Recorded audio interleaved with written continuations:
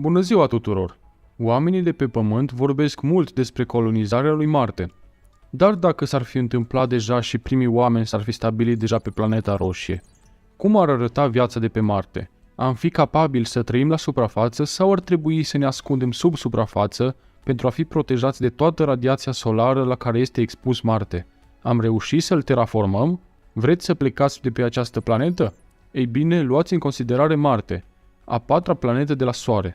Distanța față de Pământ poate varia de la 56 de milioane de kilometri până la 401 milioane kilometri distanță. Marte are aproximativ 53% din dimensiunea Pământului, ceea ce o face a doua cea mai mică planetă din sistemul nostru solar după Mercur. Marte este numit așa după zeul roman al războiului. Prima navă spațială a ajuns pe Marte în 1965 și a fost numită Mariner 4. Marte are două luni, Phobos și Deimos. De asemenea, găzduiește cel mai mare munte cunoscut din sistemul solar și are cele mai mari furtuni de praf înregistrate. Marte și Pământul au aproximativ aceeași masă. Marte capătă culoarea roșie distinctivă din mineralele bogate în fier care îi acoperă suprafața. Temperatura de pe Marte poate scădea până la minus 153 de grade Celsius și poate crește până la maxim 20 de grade Celsius. Diverse descoperiri de-a lungul anilor sugerează că Marte ar fi putut avea viață la un moment dat.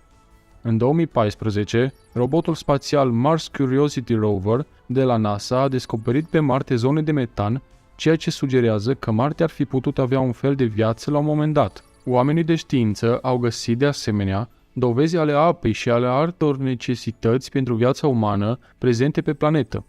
Cu toate acestea, aceste oceane antice ar furniza aproximativ 1% din apa prezentă în oceanele Pământului. Există și alte caracteristici ale Pământului care au fost prezente și pe Marte. Există dovezi că Marte obișnuia să aibă calote polare de gheață. Deci, ce s-ar întâmpla dacă am fugit pe planeta roșie? Dacă ne-am mutat cu toții pe Marte? Chiar dacă am merge acolo cu cea mai rapidă navă spațială lansată vreodată de pe Pământ, am face o călătorie cuprinsă între 40 de zile și 9,5 luni în funcție de poziția planetelor și după tot acest timp petrecut în spațiul cosmic, veți vedea în sfârșit la orizont un Marte uscat și lipsit de viață. Dar ați fi capabil să supraviețuiți acolo?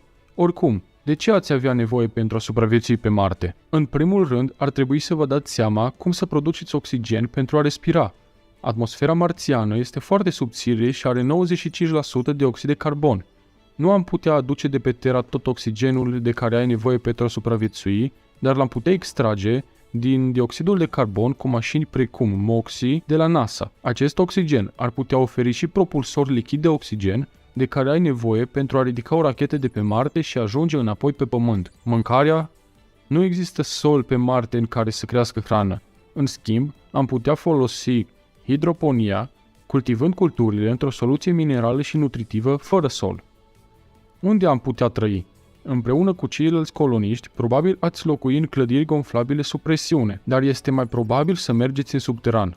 Deoarece Marte nu are câmp geomagnetic global și deoarece atmosfera sa este atât de subțire, nivelurile de radiație pe orbita de deasupra lui Marte sunt de 2,5 ori mai mari decât la Stația Spațială Internațională. Este în prea multă radiație solară pentru ca oamenii să o suporte. Dacă ați vrea să ieșiți afară și să vă plimbați, ați avea nevoie de un costum spațial pentru a compensa presiunea atmosferică aproape absentă și pentru a bloca radiațiile. Costumul dumneavoastră va ține și de cald, ceea ce este important pentru că temperaturile pe Marte sunt foarte scăzute. Cea mai rece iarnă de pe Pământ este paradisul în comparație cu iarna medie marțiană.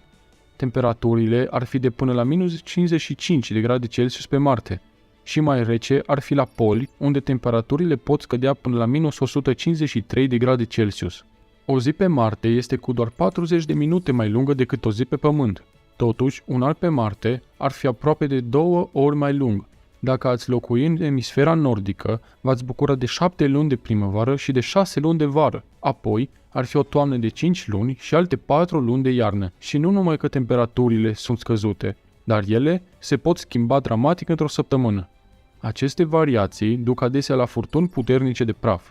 Nu vor face rău, dar ar avea probleme toate componentele electronice. Dacă ați dori să comunicați electronic cu cineva de acasă, ar fi aproape imposibil, pentru că orice ați spune ar dura aproximativ 15 minute pentru a ajunge pe Pământ. Amintiți-vă, de asemenea, că gravitația de pe Marte este aproximativ o treime față de cea a Pământului, așa că ar trebui să învățați din nou să mergeți. Ținând cont de toate acestea, încă ați mai vrea să vă mutați pe planeta roșie? Alte videoclipuri asemănătoare și interesante găsiți chiar aici pe ecranul de final și pe linkurile din descriere. Vă mulțumesc pentru vizionare și ne auzim data viitoare!